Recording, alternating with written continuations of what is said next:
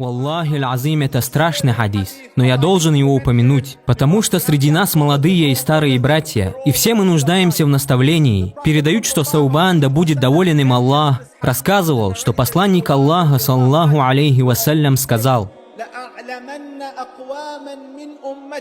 «Я знаю людей из числа моей уммы, из мусульман,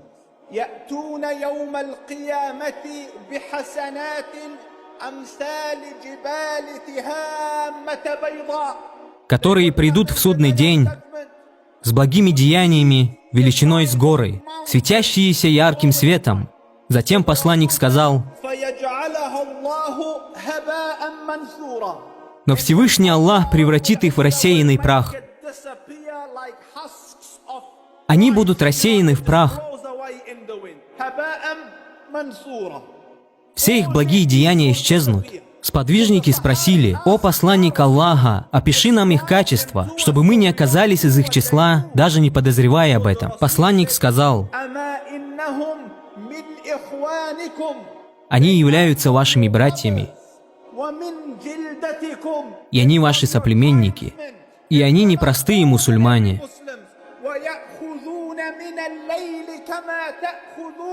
Это люди, которые просыпаются посреди ночи и молятся так же, как и вы молитесь. Но в чем же тогда проблема?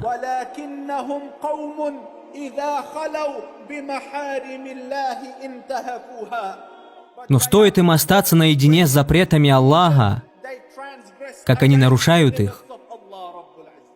Поразмысли, о мусульманин, когда он или она одни в комнате, и перед ними экран ноутбука, компьютера или смартфона, они приступают к пределы дозволенного Всевышним Аллахом.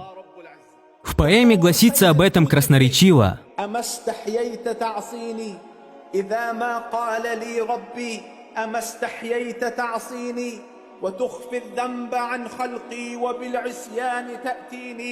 «Если бы Господь спросил меня: разве тебе не было стыдно передо мной? Разве тебе не было стыдно ослушаться меня, скрывая грех от моих творений, а затем прийти с этим грехом ко мне?